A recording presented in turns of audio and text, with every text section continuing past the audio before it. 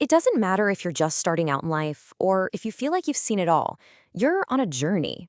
It's the one thing every single one of us has in common, this incredible, really complex process of human development. So today, we're going to walk through the map of that journey, from our very first moments to our very last. So here's our plan. Think of it like the chapters in our life story. We'll start with the big picture, the journey itself, then look at the very first steps we all take. After that, it's about finding our place in the world, weathering that storm of change called adolescence, navigating adulthood, and finally, reflecting on the last chapter. All right, let's dive right in. When we hear the word development, a lot of us probably think about being a kid, right? But the truth is, the process of becoming us is a lifelong project. It actually starts before we even take our first breath, and it doesn't stop until our journey is over. So here it is, the whole roadmap of the human life, all laid out. We're going to start at the very beginning, in the prenatal stage, then move through infancy, childhood, that wild ride of adolescence, into the long stretch of adulthood, and finally into old age. Each one of these stops has its own lessons, its own challenges. Okay, let's start where it all begins. These first steps, from the moment of conception all the way through our early childhood years, are literally the foundation that our entire lives are built on. This is where the blueprint of who we're going to become is first sketched out. Just think about this for a second. In those 9 months before we're even born, we go through the most insane, rapid transformation of our entire existence.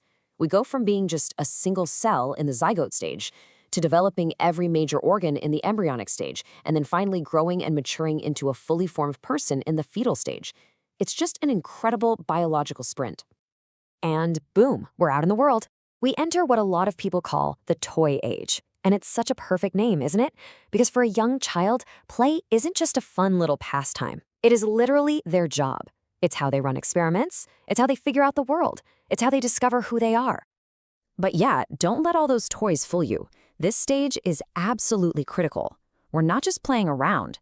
We're laying down the very foundations of being a human.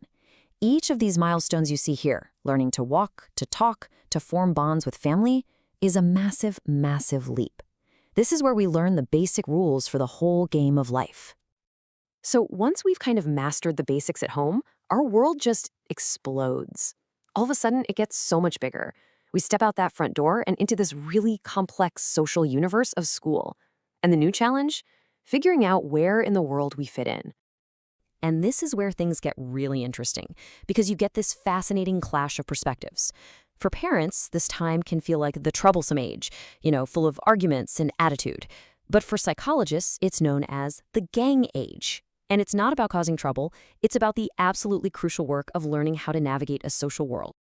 The big takeaway here, the real game changer, is this massive shift in focus. It goes from your family to your friends. Suddenly, what your peers think of you is the most important thing in the world. And that drive for approval, it's incredibly powerful. It's what pushes us to learn these vital skills like cooperation and leadership. The social training for the rest of our adult lives, it starts right here. All right, so you've got your friends, you're figuring things out, you're getting a little more independent.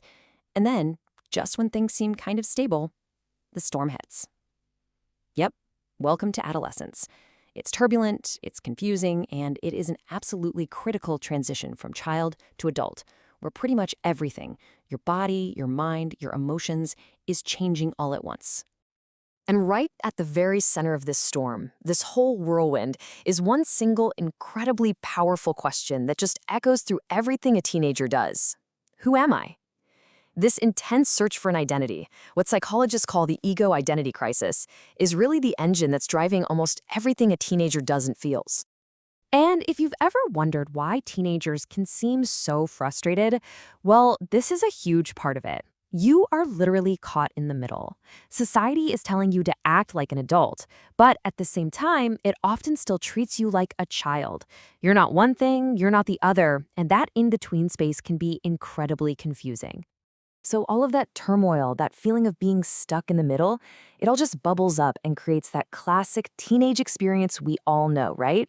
The emotional roller coasters, that desperate need to fit in with your friends, the endless daydreaming. It's all part of standing on the very edge of adulthood, getting ready to take that big leap. And once we take that leap, we cross the threshold into the longest stage of our entire journey, adulthood. This is the era that's defined by taking on these major life roles, building a life for ourselves, and just navigating a whole new set of responsibilities and goals. You can really think of adulthood as a series of major new quests, right? First, there's the quest of building a career. Then there's the quest of learning to share a life with a partner, taking on the massive responsibilities of family, and finally, figuring out how we want to contribute to the world around us. And then something interesting happens. As we hit what we call middle age, say from our 40s into our 60s, the scales often start to tip. That frantic climb of early career ambition can start to give way to a deeper search for stability, for inner peace, and for a real sense of lasting accomplishment. And that brings us to the final chapter of the story, old age. This is a time for reflection, a time that, yeah, it comes with its own distinct challenges, but it also has its own unique sources of wisdom and contentment that you just can't get any other way. And it's just so important to see both sides of this coin, right?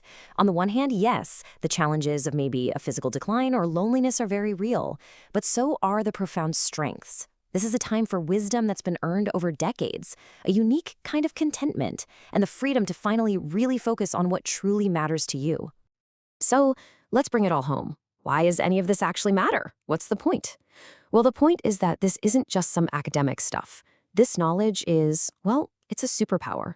Understanding these stages helps parents and teachers guide kids, it helps us make sense of our own lives and our own struggles, and it helps us build a more compassionate society that actually supports people at every single stage of their journey.